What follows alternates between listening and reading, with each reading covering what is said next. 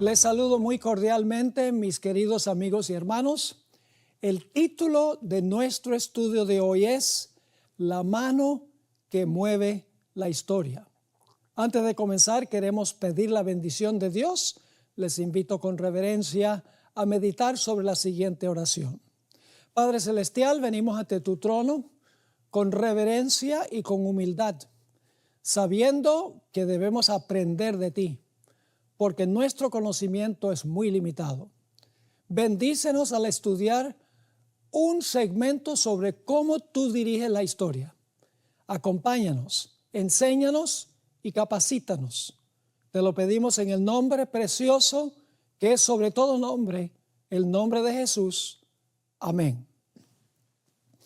Por muchos años he sido un estudiante ávido de la historia, porque yo creo que la historia nos enseña muchas cosas en cuanto al futuro.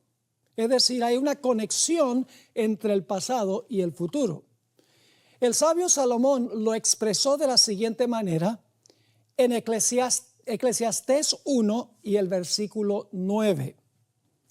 ¿Qué es lo que fue? Lo mismo que será. ¿Qué es lo que ha sido hecho? Lo mismo que se hará, y nada hay nuevo debajo del sol. Esto contiene el principio de que la historia se repite. Pero la historia que nosotros vemos a simple vista es solo una pequeña parte de la historia. La verdadera historia se está escribiendo en el mundo invisible, donde no podemos ver con el ojo natural. En el mundo invisible se está realizando una batalla entre Dios y Satanás. Contrario a lo que piensan muchas personas, sí hay una conspiración secreta detrás de la historia. Y solo la Biblia nos puede revelar lo que está oculto a nuestros ojos físicos. Es decir, la Biblia es como un microscopio que nos permite ver lo que no se ve a simple vista. Elena White captó muy bien la relación entre la historia que se ve y la historia que no se ve. En el libro La Educación, página 173, ella escribió las siguientes palabras. En los anales de la historia humana, el crecimiento de las naciones, el levantamiento y la caída de los imperios parecen depender de la voluntad y las proezas del hombre. Los sucesos parecen ser determinados en gran parte por el poder del hombre, por su ambición o su capricho.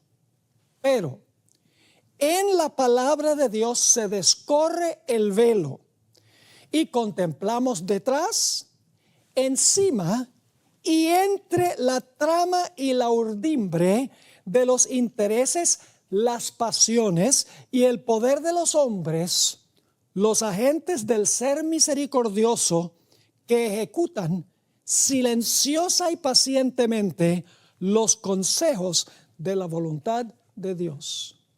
Hay una historia que se escribe detrás de la historia. Hay dos fuerzas luchando en el curso de la historia: el poder de Dios y el poder de Satanás. La batalla en esta tierra comenzó en el huerto del Edén, cuando Satanás tuvo éxito en tentar y hacer caer en pecado a nuestros primeros padres.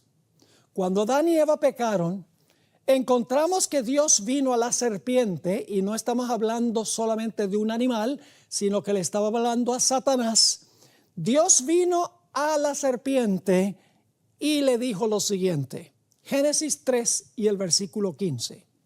Y pondré enemistad entre ti, es decir, entre la serpiente y la mujer, entre tu simiente, es decir, la simiente de la serpiente, y la simiente suya, la simiente de la mujer.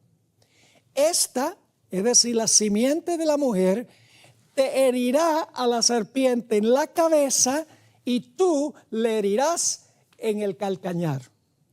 Hay 4 elementos claves que encontramos en este versículo. En primer lugar tenemos una mujer. En segundo lugar tenemos enemistad.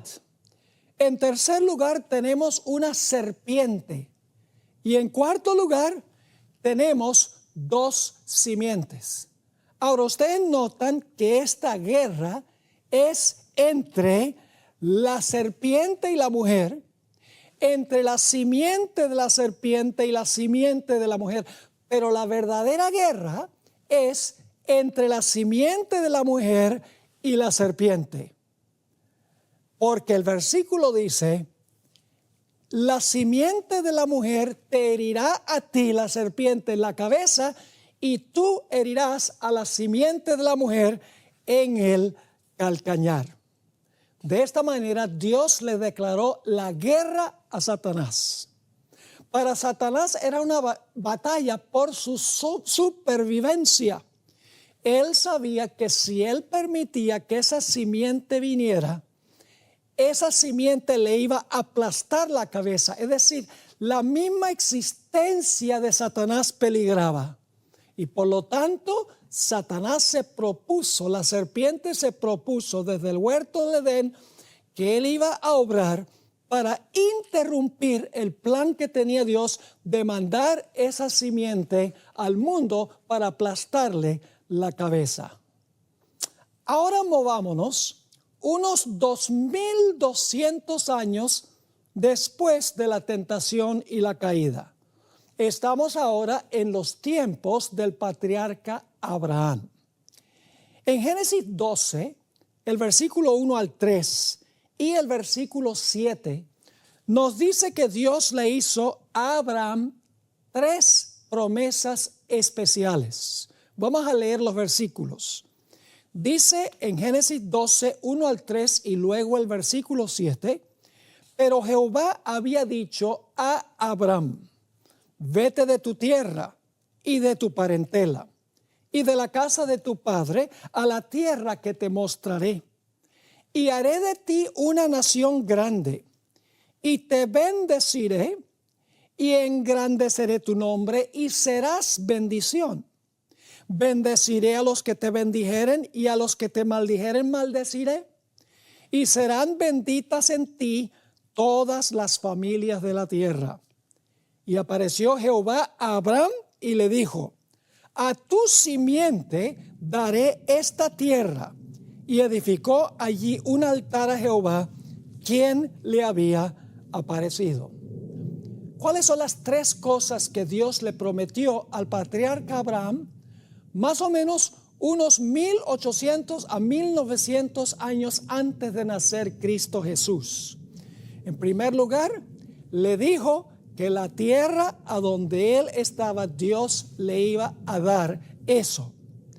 Dios iba a bendecir el segundo aspecto. Dios iba a bendecir a todas las naciones como resultado de la simiente de Abraham. Y en tercer lugar, encontramos que Dios iba a derramar una bendición. Así que 3 cosas. Le prometió la tierra, le prometió una simiente y le prometió la bendición.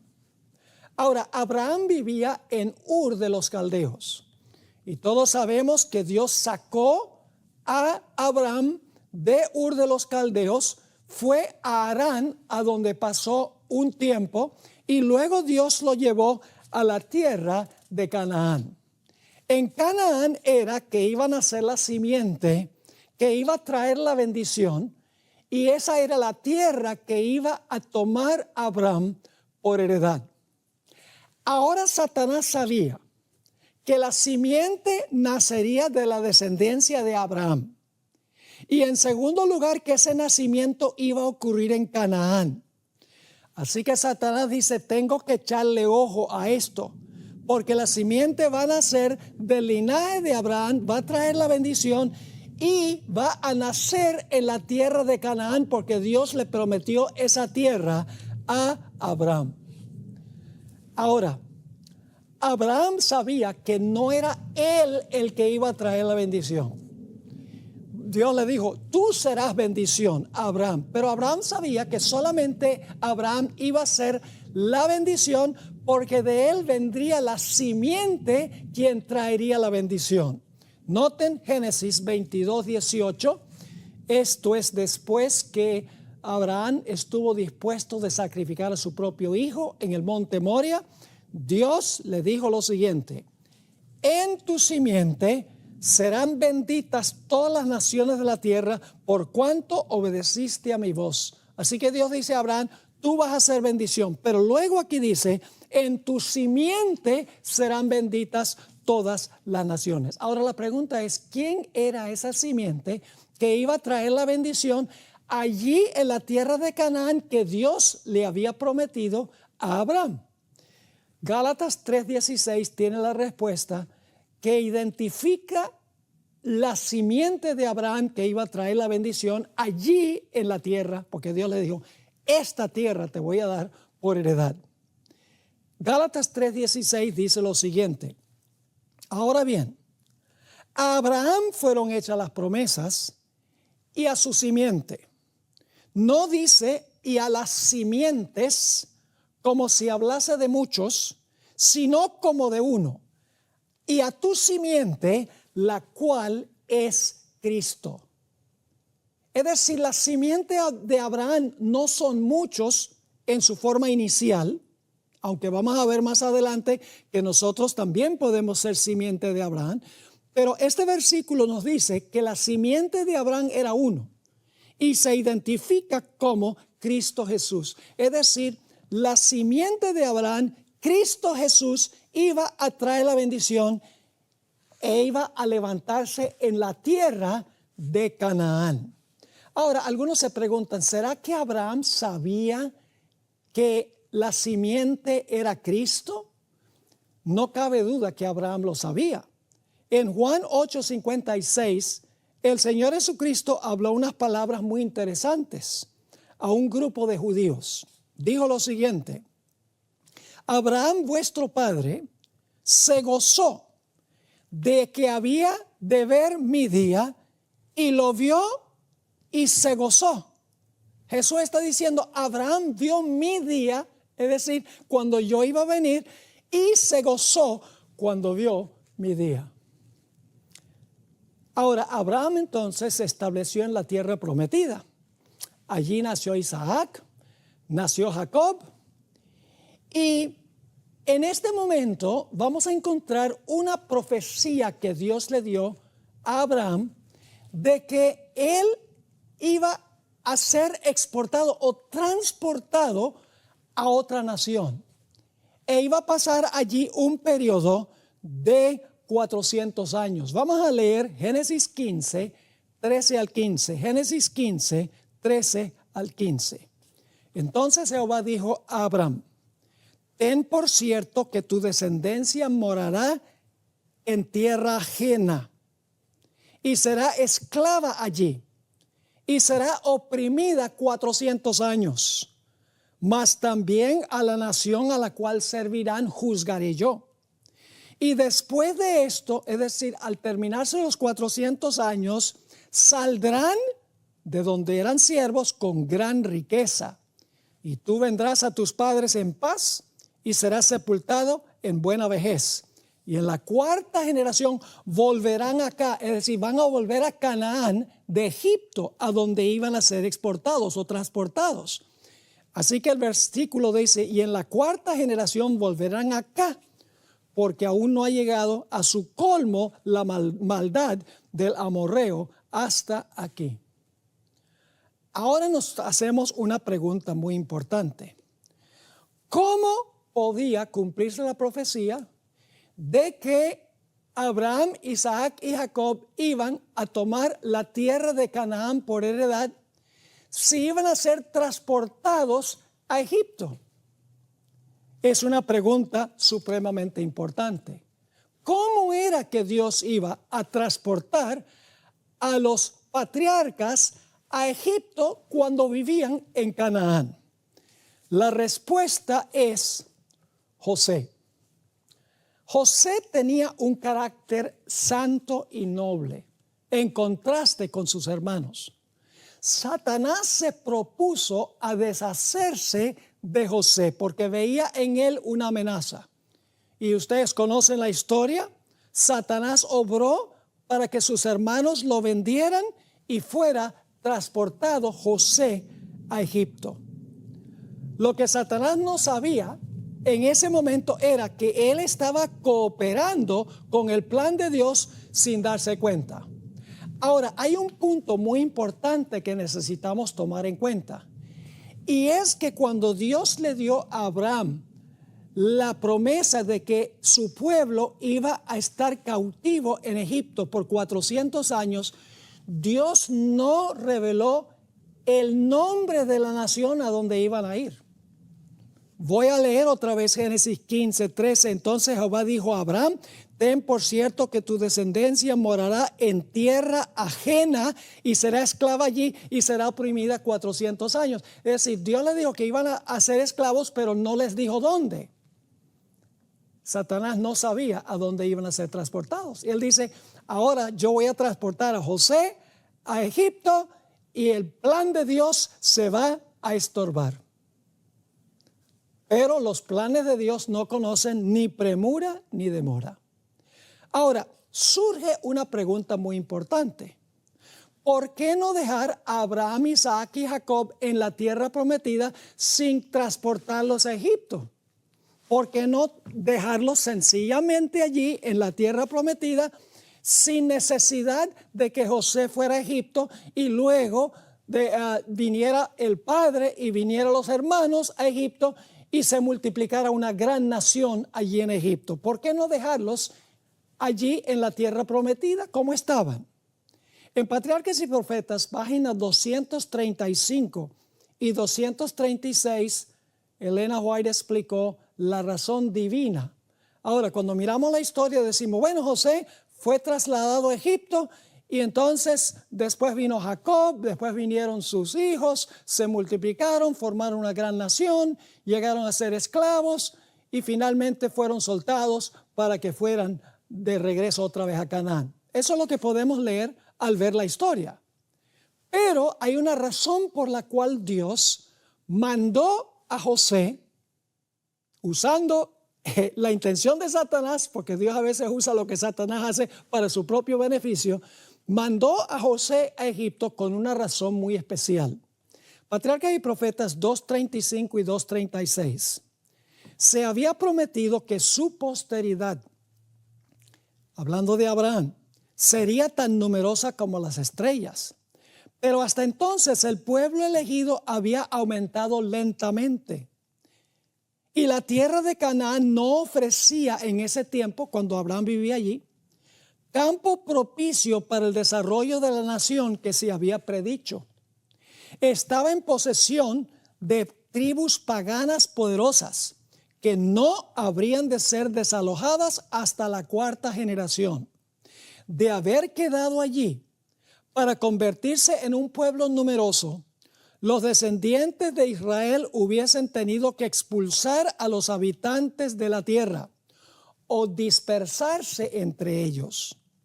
Conforme a la disposición divina, no podían hacerlo primero, es decir, no podían expulsar a los que estaban allí en Canaán.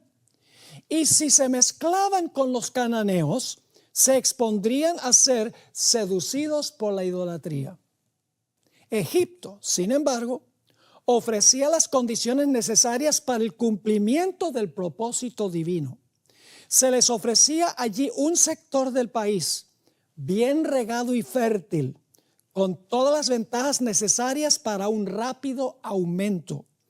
Y la antipatía que habían de encontrar en Egipto debido a su ocupación, pues los egipcios abominan todo pastor de ovejas, les permitía seguir siendo un pueblo distinto y separado y serviría para impedirles que participaran en la idolatría egipcia. Ahora, cuando el pueblo de Israel creció, y se formó una gran nación. Ahora Satanás cae en cuenta, dice, 400 años.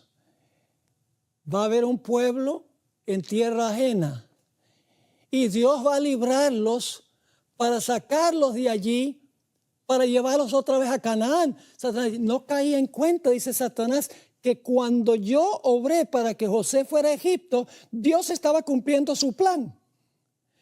Ahora movámonos un poquito más hacia adelante, unos 200 años más adelante. Estamos ahora en la época de Moisés. Recuerden que el Mesías iba a nacer en la tierra prometida, en Canaán. El Mesías iba a traer la bendición sobre todas las gentes. Ahora lo interesante es que ahora Satanás dice, me falló el plan. Así que lo que voy a hacer ahora es esclavizar a esta gente y voy a obrar sobre el corazón de Faraón para que los mantenga aquí y no puedan regresar otra vez allá a la tierra prometida, Canaán, donde van a ser el Mesías. Noten Éxodo 1, 13 y 14. Habla de la servidumbre física del pueblo de Israel.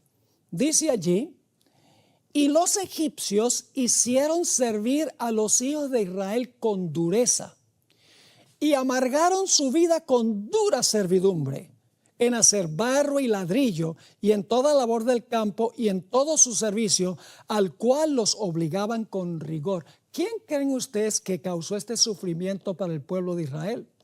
¿Quién quería mantenerlos esclavizados en Egipto?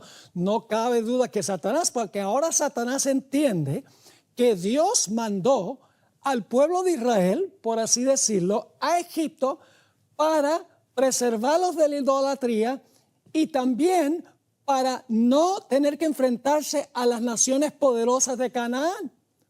Allí en Gosén podían crecer para ser un gran pueblo. Y entonces, al final de los 400 años, Dios había dicho, van a volver a Canaán. Satanás dice, no voy a permitir que pase eso. Y así es que Satanás hizo todo lo que estaba en su poder para impedir que salieran. Y ustedes conocen toda la historia de las plagas y cómo Faraón endureció su corazón. Ahora, es interesante notar que a Faraón en la Biblia se le llama el gran dragón.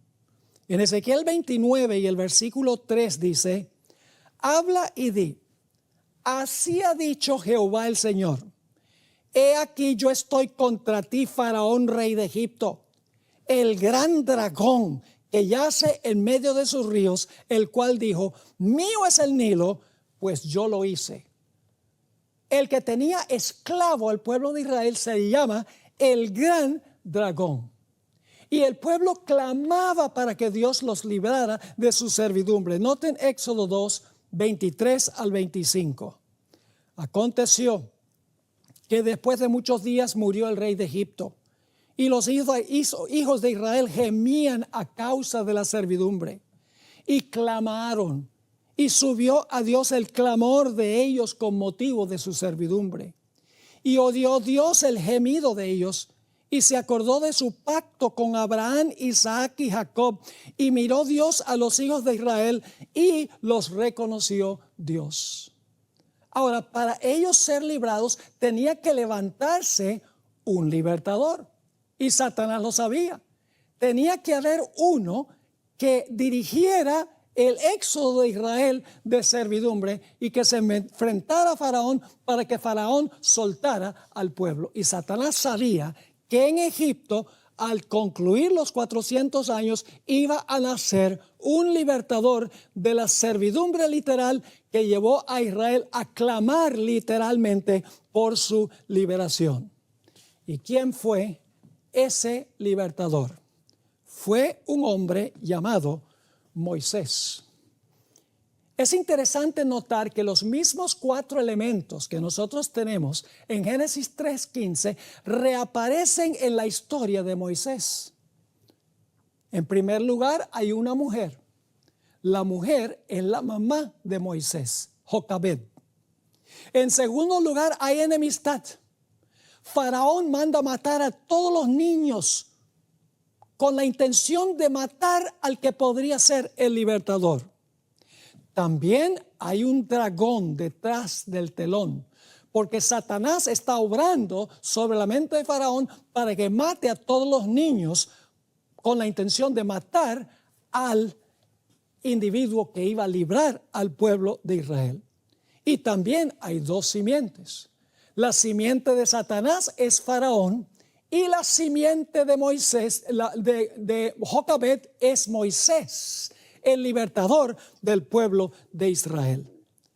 Ahora es interesante notar que en Éxodo 1:22 nos habla sobre el intento que hizo la simiente de Satanás para tratar de matar al libertador. Dice en Éxodo 1:22, entonces Faraón mandó a todo su pueblo diciendo, echad al río a todo hijo que nazca y a toda hija preservad la vida. Es decir, Faraón dice, maten a todos los varones recién nacidos, porque así vamos a deshacernos de un potencial libertador. Ahora Satanás sabe que los 400 años están llegando a su fin. Y él sabe que Dios ha predicho que iba a levantarse un libertador y el pueblo iba a regresar allá a la tierra prometida, Canaán, a donde finalmente nacería la simiente para bendecir a todas las naciones. Ahora es interesante notar en Éxodo 4:22 lo que le dijo Moisés, o lo que le dijeron Moisés y Aarón a Faraón. Dice en Éxodo 4:22, y dirás a Faraón, Jehová ha dicho así, Israel es mi hijo, mi primogénito. Y lo interesante es que ese hijo, el primogénito, finalmente halló refugio en Egipto. Ustedes saben, Dios lo protegió en Egipto. Y luego cuando salió Moisés y cuando salió el pueblo, en Oseas 11 y el versículo 1, dice Dios, cuando Israel era muchacho, yo lo amé y de Egipto llamé a mi hijo. Así, fíjense, tan interesante todo lo que tenemos aquí. El pueblo de Dios está físicamente cautivo, son esclavos. En segundo lugar, claman a Dios para que Dios se acuerde de su pacto y los libre. El que los está acechando es el gran dragón Faraón y detrás de él está Satanás. Hay una masacre de los niños varones con la intención de deshacerse de el libertador que iba a nacer. Y ese libertador, Dios lo escudó y lo refugió en Egipto y dijo, Israel es mi hijo. Y luego, cuando sale el pueblo de Israel, dice, de Egipto llamé a mi hijo. Recuerden estos detalles porque todo esto es un simbolismo mesiánico de algo que iba a pasar a escala mayor en el futuro. Ahora vamos a anotar algunos puntos muy importantes. La batalla por la tierra de Canaán tenía un motivo religioso desde los días de Abraham hasta los días de Jesús. Satanás sabía que Israel iba a ser la tierra del Mesías y que Jerusalén iba a ser su ciudad. No era porque la tierra como tal era importante, sino porque el Mesías iba a nacer en la tierra y a ministrar en esa tierra. Satanás procuró mantener fuera a Israel de la tierra, comenzando en los días de Moisés. Entonces Israel tuvo que luchar con todas sus fuerzas para conquistar la tierra. Fíjense, no solamente Satanás trató de mantenerlos cautivos, sino para entrar a la tierra prometida tuvieron que pelear con todas sus fuerzas para conquistar la tierra a donde iban a ser el Mesías. Las naciones de Canaán pusieron una resistencia empedernida al avance del pueblo de Israel.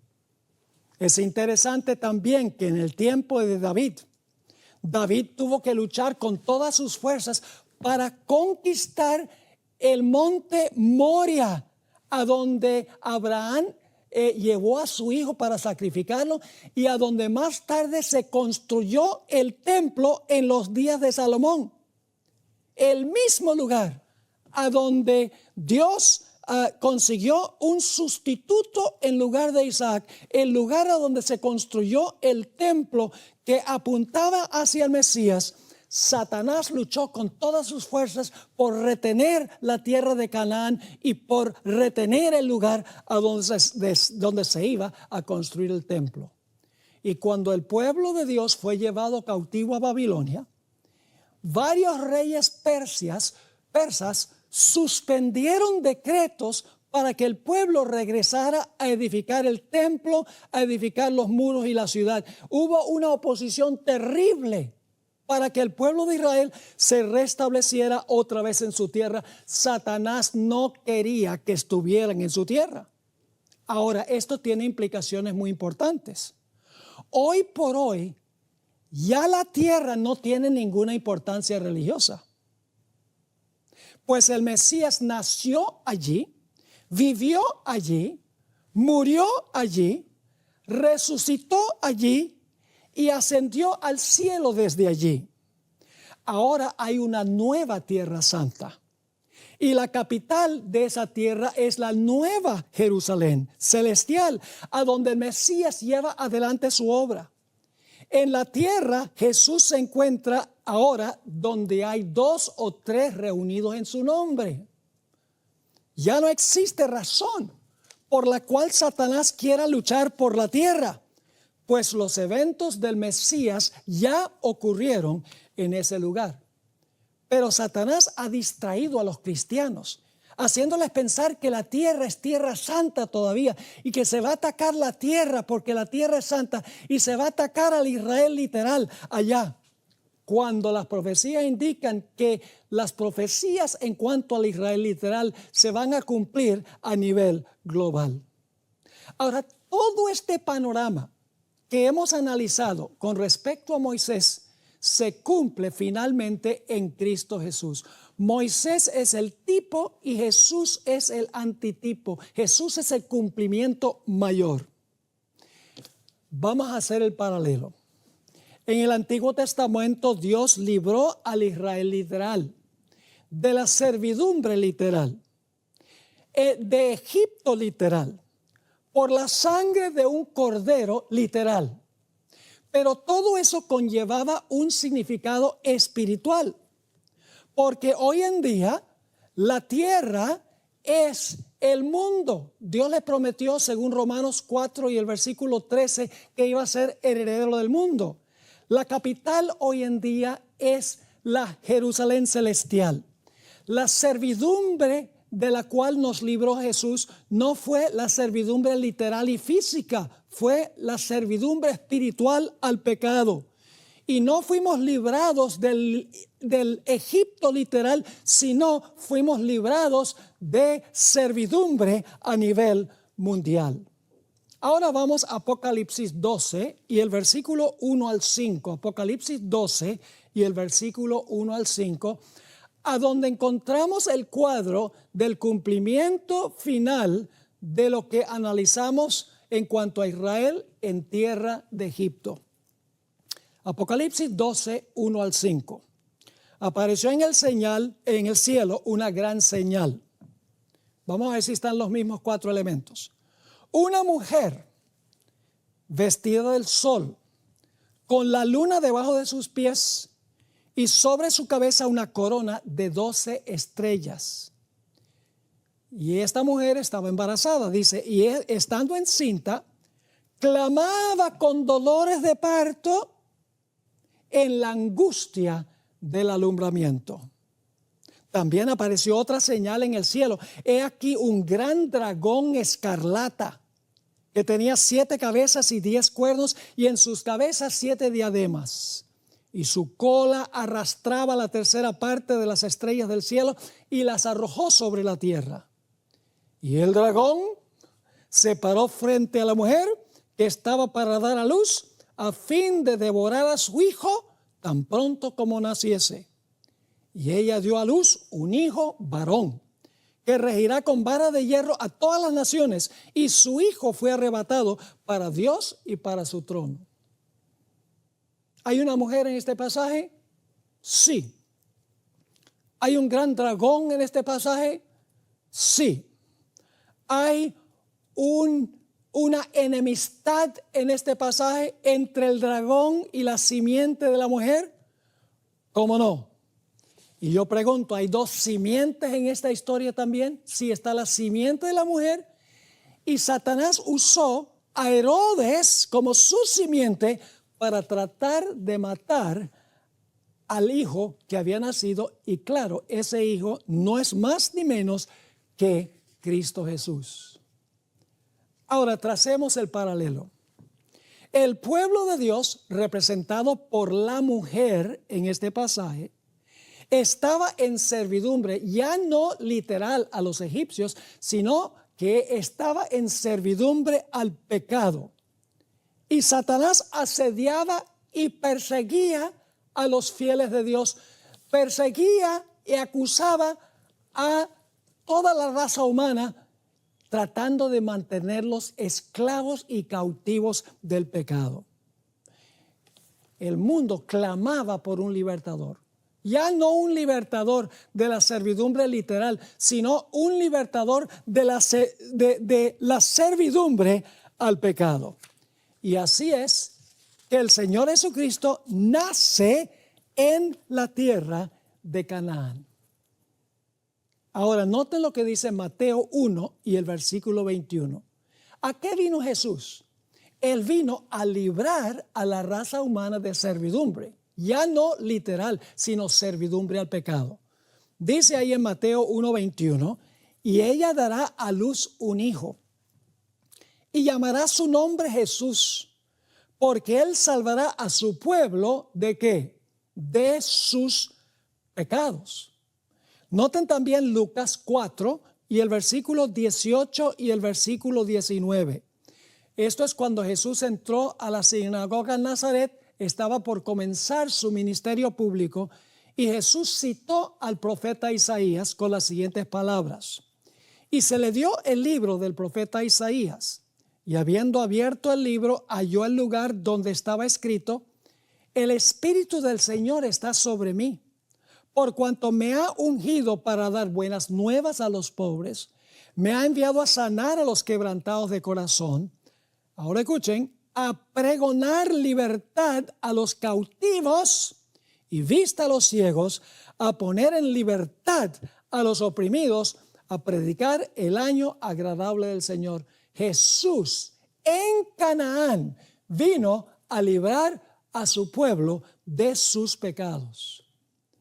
Noten también Juan 8 y el versículo 34 al 36, a donde se describe la servidumbre o la esclavitud del pueblo de Dios al pecado, aquello a la cual Jesús vino a librar a su pueblo. Juan 8:34, Jesús le respondió: de cierto os digo, que todo aquel que hace pecado, esclavo es del pecado. Y el esclavo no queda en casa para siempre, el Hijo sí queda para siempre. Así que si el Hijo os libertare, ¿libertare de qué? De la esclavitud.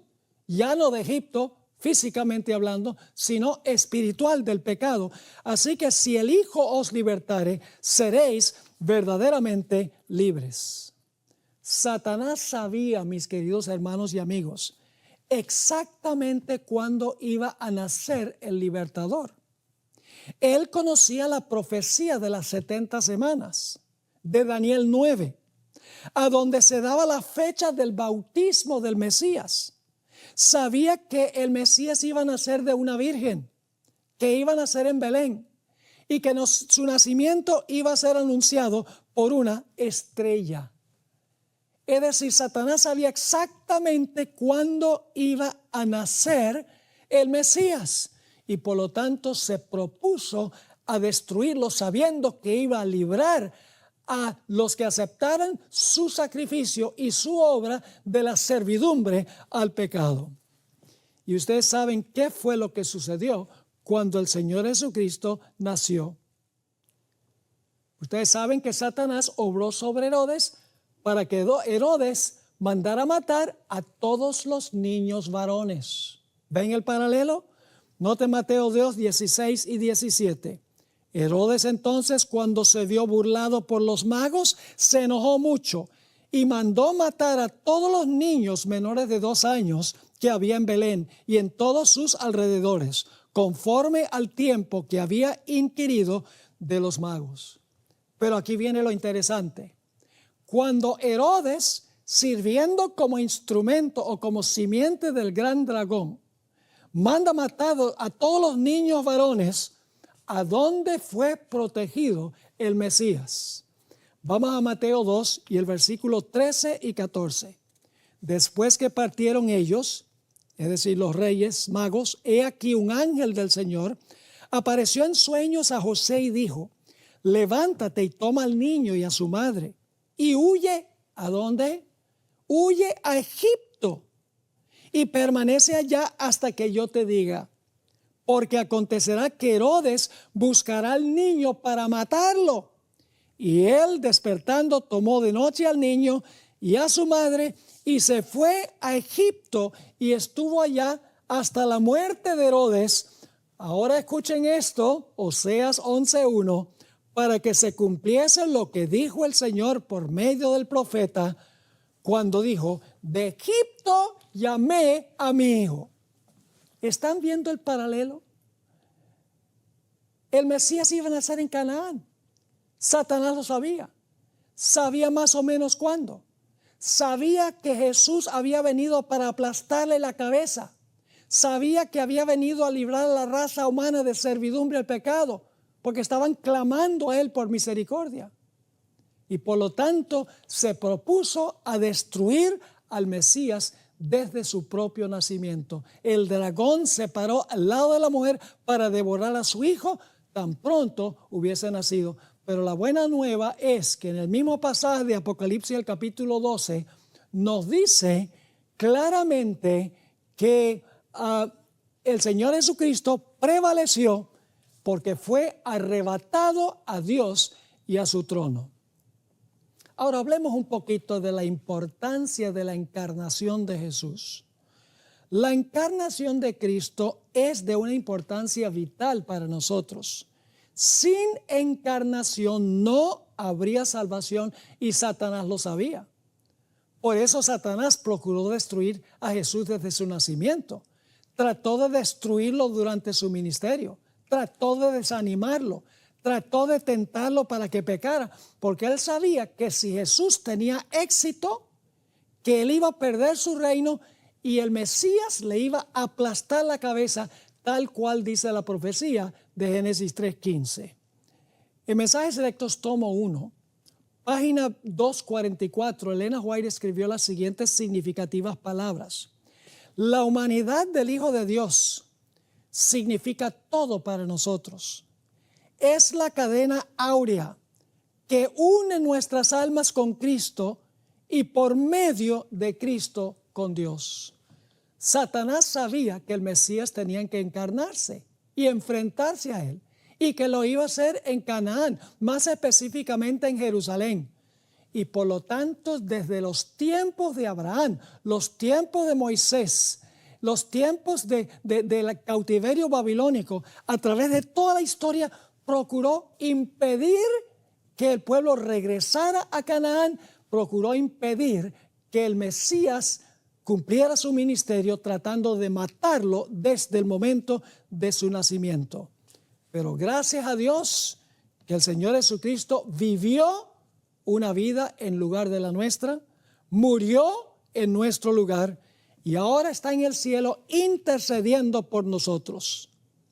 Ahora, hay un punto más que quiero que cubramos antes de terminar nuestro estudio. Ustedes recuerdan que yo leí de Gálatas el capítulo 3 y el versículo 16, a donde el apóstol Pablo nos dice que la simiente de Abraham era uno solo. No eran muchos. La simiente de Abraham es uno. Y claramente dice el apóstol Pablo que ese uno es Cristo Jesús. Así que todas las profecías del Antiguo Testamento en cuanto a la simiente se cumplieron en una persona, en Cristo Jesús. Abraham no podía traer la bendición, él era pecador. Mintió, le faltó la fe a veces. Así que él no podía ser el redentor. Tenía que ser una persona que fuera hombre y fuera Dios y una persona sin pecado. Pero ahora el apóstol Pablo también dijo algo que nos sorprende. En Gálatas el capítulo 3, y vamos a leer el versículo 16 de nuevo, y luego vamos a leer los versículos 28 y 29. Gálatas 3, 16. Ahora bien, a Abraham fueron hechas las promesas y a su simiente. No dice y a las simientes, como si hablase de muchos, sino como de uno, y a tu simiente, la cual es Cristo. Es decir, Abraham tiene una sola simiente, y esa simiente es Cristo Jesús. Pero ahora leamos los versículos 28 y 29. Dice el apóstol Pablo, ya no hay judío ni griego, no hay esclavo ni libre, no hay varón ni mujer, porque todos vosotros sois uno en Cristo Jesús. Y si vosotros sois de Cristo, ciertamente linaje de Abraham sois y herederos según la promesa. El que hereda todas las promesas que Dios le hizo a Abraham es Jesús. Pero cuando nosotros somos de Cristo, nosotros somos coherederos de esas promesas con Cristo Jesús. Ahora es interesante notar cómo entonces la Escritura nos dice que la simiente de Abraham era uno, y luego el apóstol Pablo en el mismo capítulo dice que si nosotros aceptamos a Cristo, también somos simiente de Abraham. ¿Cómo entendemos eso? Déjenme darles una ilustración. Mi esposa y yo tenemos un área pequeña en el patio de nuestra casa, a donde nosotros sembramos cada año algunos tomates, algunos pimentones, algunas pocas cosas, porque el espacio que tenemos no es mucho. Una de las cosas que nos gusta sembrar es diferente variedad de tomates. Ahora, lo que sucede es que se prepara un pequeño recipiente y se siembra una semilla de tomate, y no se siembra afuera, sino que se siembra adentro con buena luz, y entonces esa semilla muere, germina, y entonces empieza a crecer la plantica de tomate. Ahora, lo interesante es que esa planta sale de una sola semilla. De una singular semilla sale la planta o la mata de tomate. Ahora, la mata de tomate crece con el transcurso del tiempo. Y después de un tiempo le salen unos tomaticos chiquitos, y luego esos tomates van creciendo hasta que finalmente se convierten en unos tomates rojos, jugosos, deliciosos. Ahora yo pregunto, ¿cuántos tomates podría tener una mata de tomate? Bueno, todo depende de cómo se cuide la mata, cómo se fertilice, si se riega bien, si hay buena tierra, si hay buen sol. Hay varios factores importantes, pero supongamos que es una mata de tomate saludable. Puede producir, digamos, 50 tomates. Ahora yo pregunto, ¿cuántas semillas hay en esos 50 tomates? Sería prácticamente imposible contar el número de semillas, ustedes lo saben. Porque un tomate puede tener centenares de semillas o posiblemente miles de semillas podría tener un tomate. Ahora yo pregunto, ¿de dónde salieron todos esos tomates y todas esas semillas? Ustedes tienen la respuesta. Todos los tomates y las semillas salieron de una semilla original. Es decir, son simiente de la simiente. Ojalá estén entendiendo con esta ilustración. Cristo es la semilla singular, pero de Él salen muchas semillas, muchos creyentes. Ahora, Jesús se refirió a esto en el Evangelio según San Juan. En el capítulo 12 del Evangelio según San Juan, el Señor Jesucristo usó la ilustración de la semilla. Dice allí en Mateo, o San Juan, perdón, el capítulo 12 y empezando en el versículo 20, lo siguiente. Dice, había unos ciertos griegos entre los que habían subido a adorar en la fiesta, es decir, la Pascua.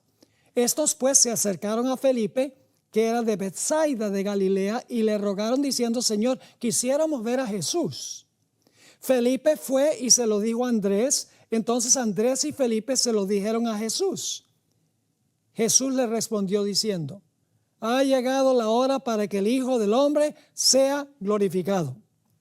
De cierto os digo, que si el grano de trigo, escuchen bien, si el grano de trigo no cae en la tierra y muere, posiblemente los que no han practicado la agricultura no saben que cuando se entierra una semilla en la tierra, la semilla muere antes de germinar y producir una planta. Así que dice, de cierto os digo que si el grano de trigo no cae en la tierra y muere, queda solo. Es decir, si Jesús no hubiera muerto, hubiera estado solo. Pero si muere, lleva mucho fruto. Semillas de la semilla. Ahora, la pregunta clave es, ¿cómo es que nosotros llegamos a ser simiente de la simiente? Bueno, se encuentra la respuesta en el contexto inmediatamente antes de Gálatas 3 y el versículo 28 y 29. Vamos a Gálatas 3 y el versículo 26. Dice, pues todos sois hijos de Dios por la fe en Cristo Jesús. Porque todos los que habéis sido bautizados en Cristo, de Cristo estáis vestidos. ¿Sabe? Esa preposición en Cristo, bautizados en Cristo, es muy difícil de traducir en el idioma español. En inglés es los que han sido bautizados into Christ. Es decir, los que han sido incorporados en Cristo. Es la forma que podemos traducirlo. Los que han sido incorporados en Cristo, de Cristo están vestidos. Ahora, ¿cuál es la ceremonia de incorporación a Cristo?